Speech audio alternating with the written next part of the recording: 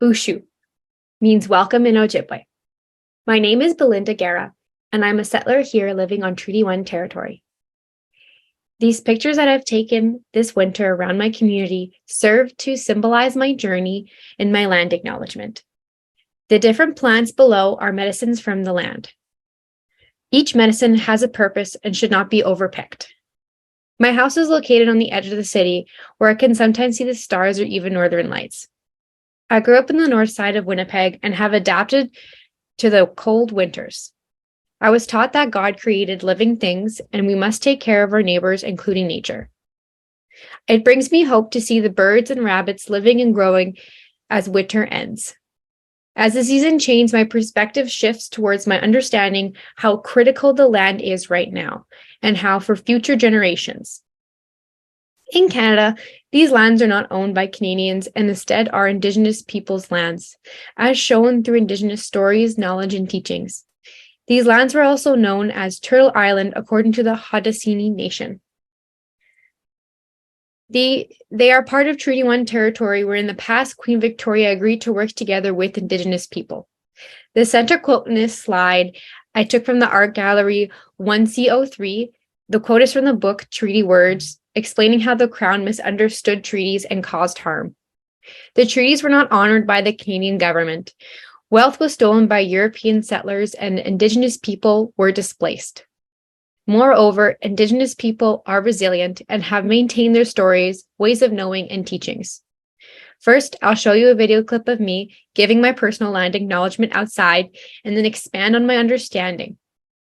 I'll explain the differences from this land acknowledgement to my first land acknowledgement I did last year.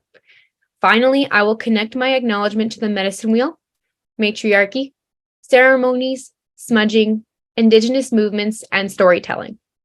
So here is my second land acknowledgement outside. I'm speaking outside in my snowy backyard in Winnipeg. And Winnipeg is the homeland and the heart of the Red River Métis Nation. Manitoba is known as the ancestral land of Treaty 1 territory and the traditional territory of Anishinaabe, Cree, Ojibwe, and Dakota and Dene people. I acknowledge northern Manitoba includes lands that were and are ancestral lands of the Inuit. Winnipeg's water is sourced from Shoal Lake 40. I respect the spirit and intent of treaties and treaty making and remain committed to working in partnership with First Nations, Inuit, and Métis people in their spirit and truth of reconciliation and in collaboration according to their constituted rights and human rights. Acknowledging this truth is important, yet only a small act in cultivating strong relationships with Indigenous communities.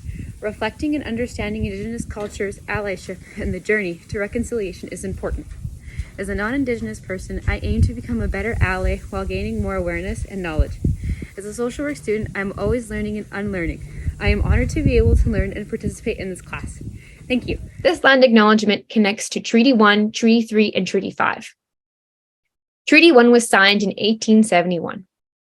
Winnipeg's water is sourced from Shoal Lake 40, located in Treaty 3, and it's in the Ojibwe community. Winnipeg's hydro is from Treaty 5, in the homeland of the Ojibwe and Swampy Cree Nation. The next clip I will show is a start towards my land acknowledgement. This next clip is my first land acknowledgement, and it was impersonal. It was done last year for Indigenous Perspectives Week. It does not exhibit my own personal responsibilities to take part in reconciliation. This time, I'm truly acknowledging the land and treaties made to Indigenous peoples' communities.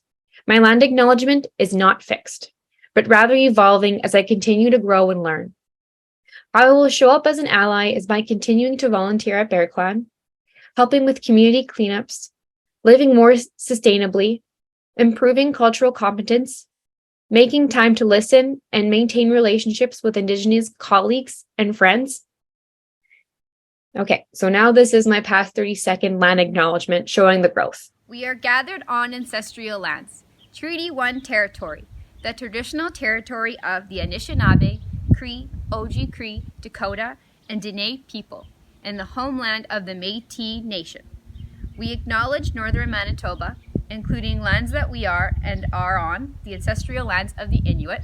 The medicine wheel has different meanings for each Indigenous peoples groups. According to Baskin, Indigenous worldviews see no separation between people and the land. The medicine wheel is used as a guide to evoke physical, mental, spiritual, and emotional connections. It is interconnected with the land, and it's used as a guide. The image on the slide shows the medicine wheel alongside plants. Each plants show, cedar, sweetgrass, and tobacco, which coincides with each aspect. Sage is on the west, for example. These plants that are medicines.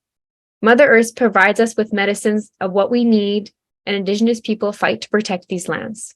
Matriarchy connects with the 7 teachings because it embodies everyone. It doesn't mean that women lead over men, and instead it involves everyone. This slide shows eagles, turtles, bisons, and Indigenous women lifting each other up and supporting one another. According to Baskin, matriarchal relationships are built upon these 7 teachings: love, honesty, respect, bravery, wisdom, and humility, and truth. Everything moves in cycles, and seasons are shown in nature. Menstruating carries power and is a part of matriarchy. Moon cycles and a woman's moon time are sacred. It is a time when a woman is in ceremony. I learned that some Indigenous people have menstrual huts or moon lodges designed for women to retreat and menstruate. Women are connected to the water because they are stewards of the water. And women are connected to the land because Mother Earth is feminine, shown in her creation and the development of life. Before coming into class, I never experienced ceremonies. I had more of a westernized perspective of Native studies. I took a class with Dr. Fred Shore many moons ago where I learned about different Indigenous groups and associated histories. His teachings have impacted me today and have made me more interested in Indigenous healing methods such as dreaming or the significance of passing down family names or stories.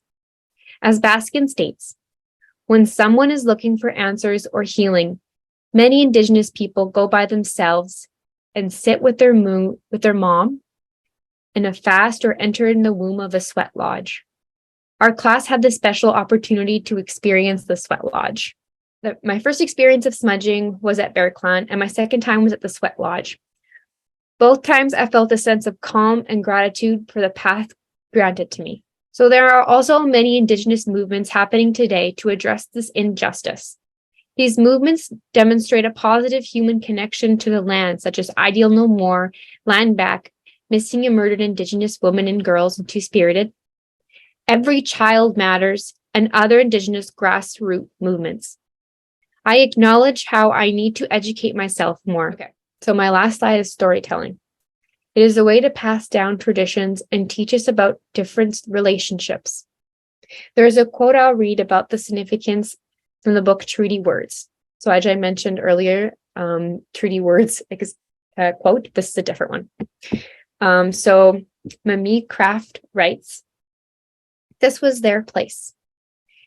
He had lived there all his life, watching his children and his grandchildren grow. Musham's house was small, but that didn't matter because most of his time was spent out on the land, in the bush, and when he could, on the mighty river." The book tells a story of a grandfather's relationship with the land, and he is telling this story to his granddaughter. There are millions of stories about Indigenous people's relationship with the land.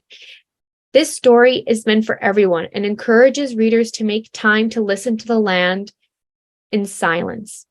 In summary, Amin shows Indigenous perspectives on what treaty and land relationships mean.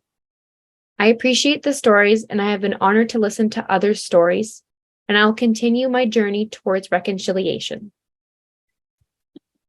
So here are my references, and thank you for listening.